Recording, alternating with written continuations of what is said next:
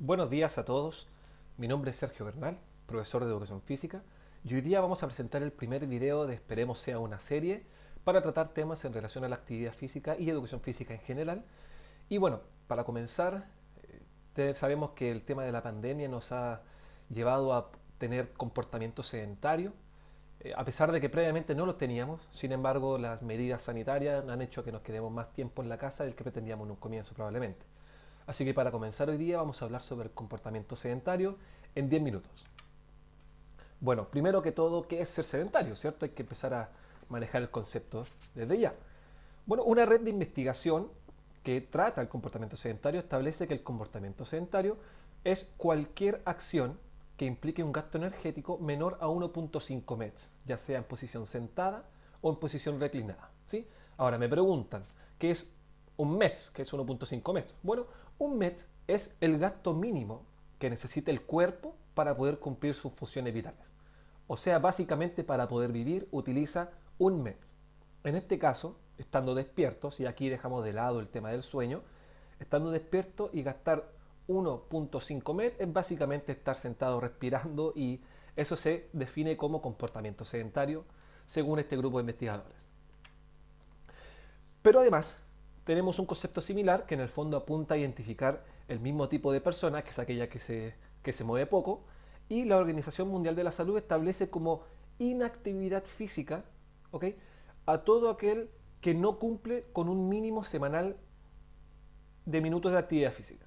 ¿Sí? En este caso, 150 minutos mínimos a la semana para poder ser activo o inactivo físicamente. Así que si tiene 170 es activo físicamente, y si tiene 130, por ejemplo, es inactivo físicamente. ¿Sí? Nótese sí que deben ser minutos de actividad física moderada a vigorosa. Sin embargo, más adelante vamos a tocar el tema sobre aquella que no considera esos dos puntos. Y bueno, si estamos hablando de la Organización Mundial de la Salud, vamos a ver qué tal es el sedentarismo en el mundo.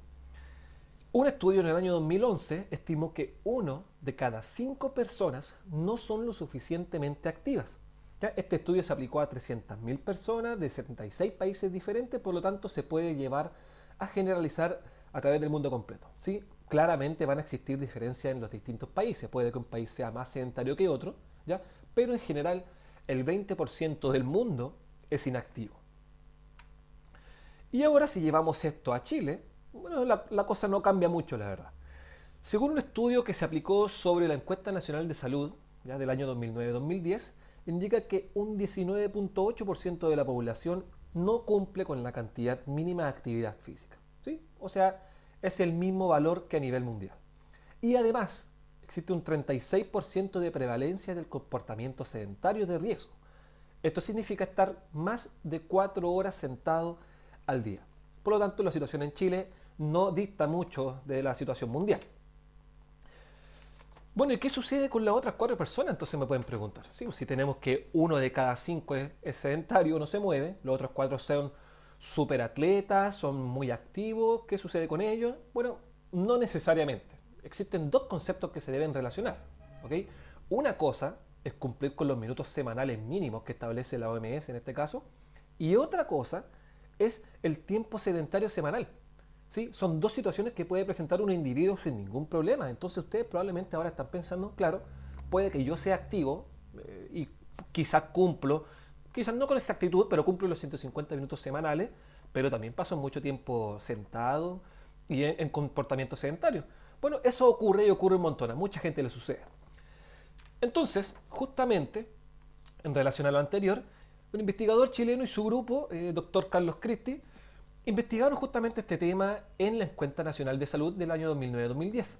Entonces, ellos hablan sobre la diferenciación entre el concepto de ser activo físicamente y del tiempo de sedentarismo. Y ellos llegaron a un hallazgo que es de suma importancia respecto a cumplir los requerimientos semanales que establece la OMS, los 150 que mencionamos previamente. En este caso, y para detallar los hallazgos del estudio, hay que aclarar que existen 4 grupos, 2 grandes y 2 subgrupos por cada uno. Tenemos a la parte izquierda de la pantalla, en este caso, el grupo activa físicamente, y en la parte derecha el grupo inactivo físicamente. Sin embargo, abajo de eso sale bajo nivel sedentario, alto nivel sedentario.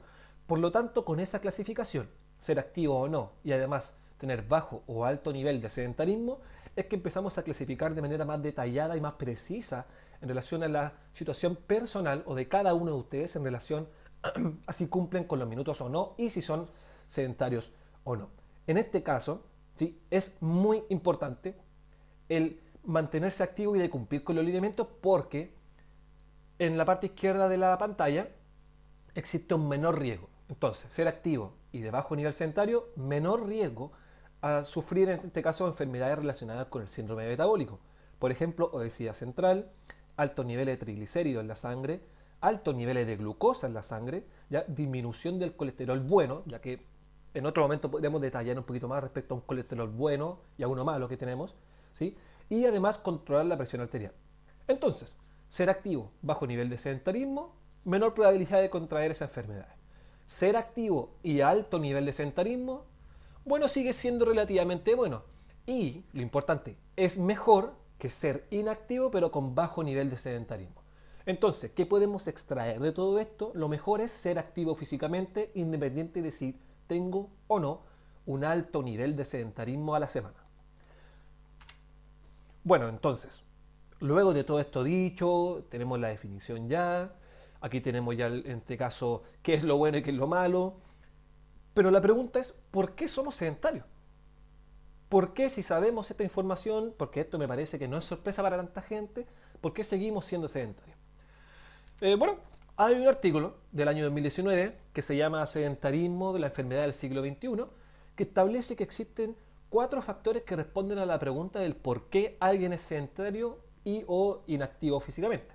¿Ya? Los 4 factores lo establecen demográfico, personal, familiar y social y ambiental. Y vamos a pasar a detallar cada uno de ellos. En el caso del demográfico, ¿sí?, mete criterios como sexo, en este caso que el hombre es más activo que la mujer, edad, en donde más jóvenes son más activos que a mayor edad, y también incluye situaciones como la etnia, por ejemplo. En el tema personal, ¿ya?, puede existir la presencia de una enfermedad de base, por ejemplo el cáncer, por ejemplo diabetes, ¿cierto?, que puede hacer que usted no esté tan propenso a realizar mayor actividad física o a ser más sedentario, y además claramente la preferencia individual por una actividad física que demanda simplemente menor gasto energético. También está el factor familiar, que este es uno de los más importantes y nosotros los profesores estamos muy claros de eso, porque los hábitos de los padres inciden directamente en los hijos, ¿sí? En este caso el estudio incluso indica de que influye más la cantidad de tiempo que el padre le dedica a ver televisión a que la cantidad de televisores en el hogar, ¿sí? Y por último tenemos el factor social y ambiental, que habla de temas como la falta de áreas verdes, la dificultad del acceso a actividades deportivas, zonas residenciales o el lugar donde vive que son inseguros, y además la ausencia de un supervisor calificado para hacer la actividad física. Y este último punto también tiene directa relación con la motivación, porque hay mucha gente que dice, y lo dice abiertamente, de que no hace actividad física porque está solo y porque no se motiva en el fondo, ¿cierto? Entonces mucha gente va al gimnasio porque hay más gente, porque hay alguien que puede estar, digamos, encima de uno ayudando y colaborando y guiando en este trabajo que para muchos a lo mejor es más complejo, ¿sí? Entonces ese factor de motivación también es un elemento muy importante en estar activo o inactivo físicamente. Bueno, ya que sabemos el por qué, vamos a profundizar un poquito más en el qué sucede con estos hábitos de sedentarismo a largo plazo. Por ejemplo, tenemos que está directamente relacionado con depresión, ¿cierto? Afecta negativamente a la satisfacción de la vida y a la felicidad, como se establece, obesidad, ¿ya? Puede desencadenar ansiedad y cambios de ánimo, también puede llevar a desarrollar osteopenia, que en este caso es la pérdida de la densidad ósea, o sea que los huesos son más débiles, ¿sí? También puede llevar a la sarcopenia, que es la pérdida de masa muscular y de fuerza muscular, se puede generar asma, ¿ya?